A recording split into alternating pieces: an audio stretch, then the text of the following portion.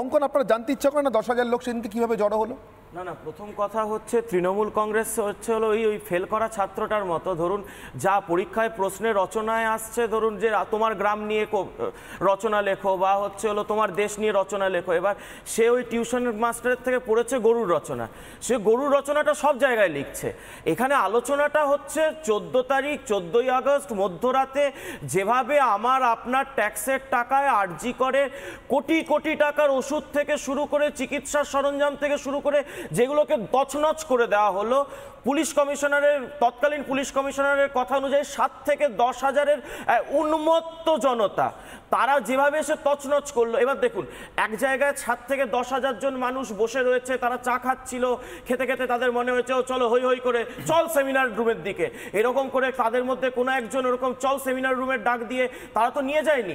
7 থেকে 10 হাজার ভালো ভালো রাজনৈতিক দলের কলকাতার বুকে মিছিল করতে গেলেও বেগ পেতে হয়, সেই জায়গায় 7 থেকে 10 হাজার লোককে জড়ো করা, এরকম একটা ক্রাইমের জন্য তাদেরকে ইন্সপায়ার করা, তাদেরকে ওই জায়গাতে ঠিক সময় নিয়ে চলে যাওয়া, এটার জন্য তো একটা মেকানিজম রয়েছে। সেই মেকানিজমের তদন্তটা বা সেই নিয়ে তদন্তটা লোয়ার কোর্টে বলুন বা হাইকোর্টে বলুন, সেটা তদন্ত তো সিবিআই করছে না, করছে কলকাতা পুলিশ। তদন্ত তাড়াতাড়ি করে আপনি যখন ধরেছিলেন তদন্ত ওইটা কলকাতা পুলিশের বলে না না না আমি বলিনি, আপনি আরে বাবা আমি বলিনি, আরে বাবা ভুল বলবে কেন? একটু কিছুদিন আগেই কলকাতা পুলিশের হেফাজত থেকে প্রায় 200 জন যাদেরকে আপনি ওই পেটি কেস দিয়ে ধরেছিলেন তারা ছাড়া পেয়েছে। তো এবং তার মধ্যে মানে দক্ষিণ দমদম পৌরসভা তৃণমূলের কাউন্সিলরের ঘনিষ্ঠ অনেক ওই যুব তৃণমূল ছাত্র তৃণমূল করে এমন ছেলেপুলেও ছাড়া পেয়েছে। সুতরাং এটা তো খুব স্পষ্ট হয়ে গেছে যে সেই দিনকে যারা হামলা করতে গেছিল তাদের সাথে প্রত্যক্ষভাবে তৃণমূলের যোগ ছিল। এবার আমি বলছি, এই যে দেখুন 7 দিনের মধ্যে তদন্ত করে দেব, 7 দিনের মধ্যে ফাঁসি দিয়ে দেব ইত্যাদি ইত্যাদি, এগুলো হচ্ছে হলো তৃণমূল কংগ্রেসের দ্বিচারিতা। এগুলো হচ্ছে আমরা সেই বাংলার মানে নাগরিক যে বাংলায় যখন বিধান রায়ের হাতে ডক্টর বিধানচন্দ্র রায়ের হাতে পুলিশ মন্ত্রক ছিল, তখন তৎকালীন প্রধানমন্ত্রী জওহরলাল নেহরু সংসদে দাঁড়িয়ে তাকে সার্টিফিকেট দিয়েছিলেন, আপনি উদ্বাস্তু সমস্যা থেকে শুরু করে সেই সময়ের যে সমস্যাগুলো রয়েছে আইন শৃঙ্খলা দেশের মধ্যে সব থেকে ভালো পুলিশ মন্ত্রী হিসেবে আপনি সামলাচ্ছেন। আর আজকে চলে আসুন মমতা বন্দ্যোপাধ্যায়ের আমলে পুলিশ মন্ত্রক তথা বাংলার অবস্থা দেখুন। সুপ্রিম কোর্টের প্রধান বিচারপতির বেঞ্চের একজন বিচারপতি বলছেন, আমি 30 বছরে পুলিশের এহেন গাফিলতি এহেন কেয়ারলেসনেস আমি দেখিনি।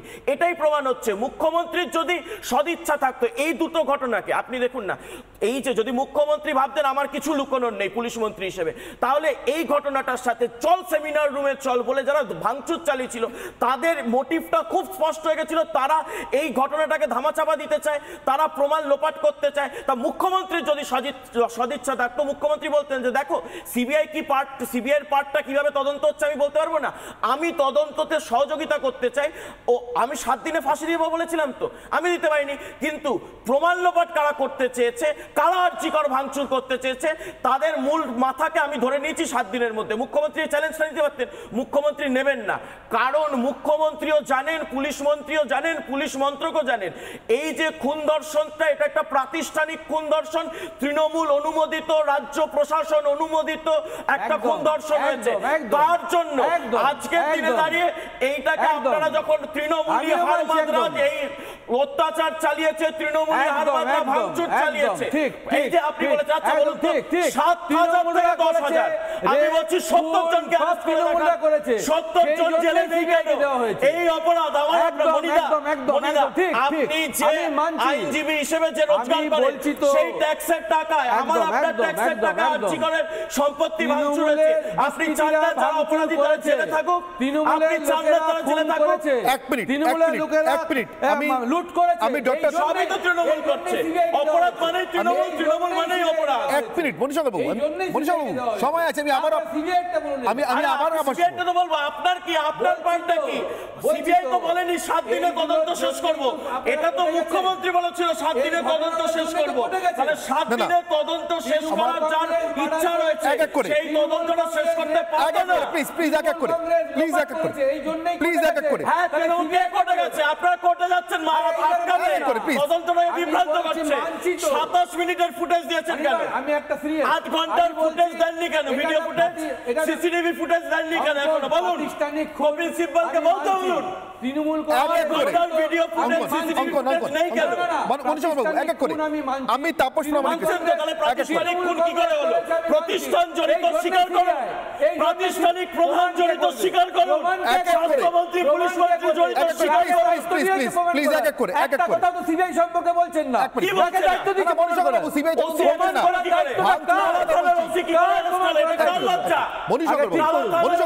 আমি তো ভাঙচুরের কথা বলছি, ভাঙচুর। আমি আবারও ফিরে আসি আজকের কথায়। নিশ্চিতভাবে অভয়ের বিচার আমরা চাইছি, কিন্তু আজকের দিনেও বলছি ভাঙচুর।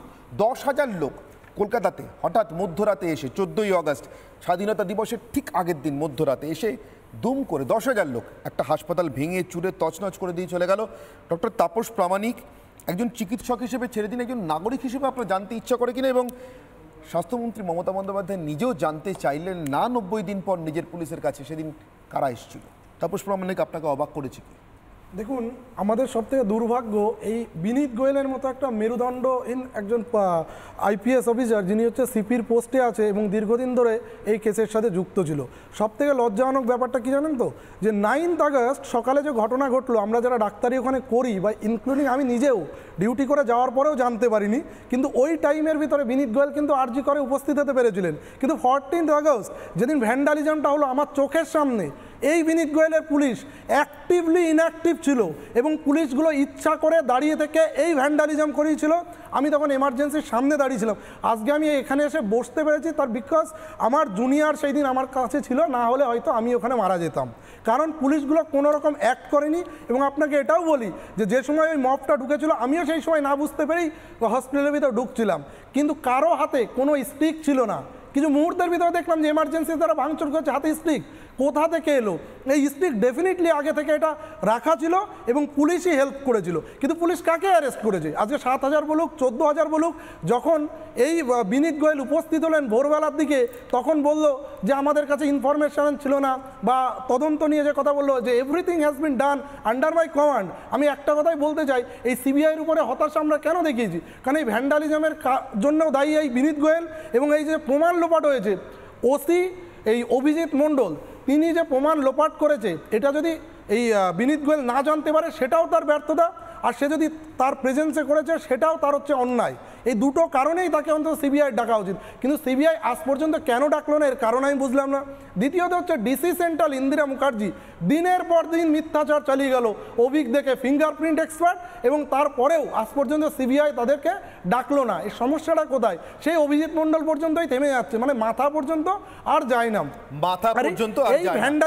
আমি এখান থেকে আমি আসবো, তবে আবারও সুযোগ দেবো আপনাকে। নানা ধরনের কন্টেন্ট দেখার জন্য লাইক করুন, শেয়ার করুন আমাদের ফেসবুক পেজ, সাবস্ক্রাইব করুন আমাদের ইউটিউব চ্যানেল। পাশাপাশি অন্যান্য ব্রেকিং নিউজের জন্য অবশ্যই চোখ রাখুন রিপাবলিক বাংলায়।